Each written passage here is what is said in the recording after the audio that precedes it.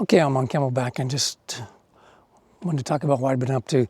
So it was 10 years ago this month, or last week, that I did this research. It was a video on the great real estate bubble. And it still holds up. The main thesis of that was it was the amount of money chasing homes determines prices. And that was a good analysis still today. Didn't find any really weak points in it. And then about 8 years ago is when I started really focusing on how do you make things better? How do you make home prices better? How do you get more stable? How do you increase home ownership? That's really it. And so from that I got the focus on demand and the demand from investors. Demand from investors is more than doubled. Well, it depends what years you use, but from the year 2000 it's 2 to 3 times higher. And that given the supply of homes being so slow to increase, is there anything that increases more slowly? That things like that can really jack up prices tremendously.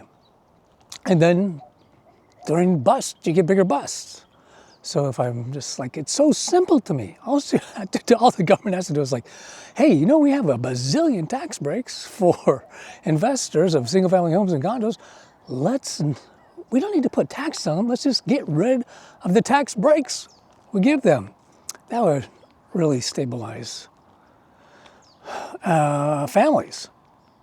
Well, phenomenally. How many people lost their homes in a great real estate crash, and how many are going to lose them or lose a lot of money anyway in the one that's coming up.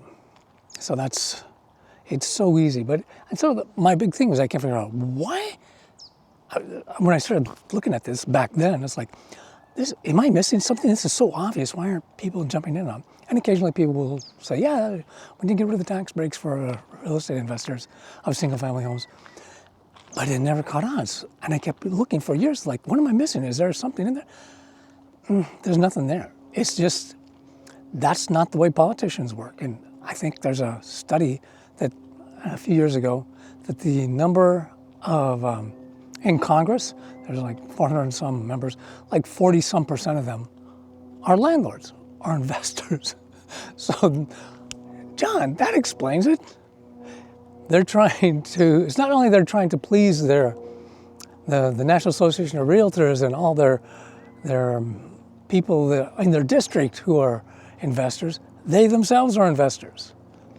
But the good part about all of this is that it would be really easy to increase the home ownership rate and just stabilize home prices and stabilize families and stabilize the economy by just getting rid of all those bazillion tax breaks we give investors of single family homes and condos. The first one, the biggest one, is probably the mortgage interest deduction. That's silly. Some countries don't have that. I think France, Germany, Italy don't give investors that as a tax break. You can get rid of it for regular homeowners too if you want. That would, because most of the people who do use that, who are living in the home, are well-to-do. And that just raises home prices. It gets, as I say, it gets capitalized into higher home prices. So the whole thing about it's not an economic problem. The economic problem is just, it's a mystery. It's a political mystery of how we got into such a bad situation. It's the politics is weird.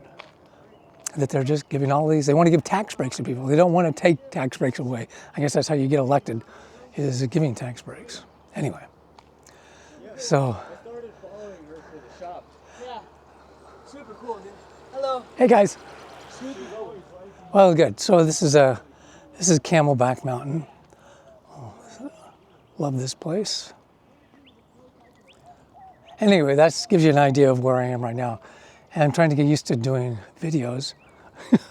Oh my God, I got a long way to go. Thanks, everybody.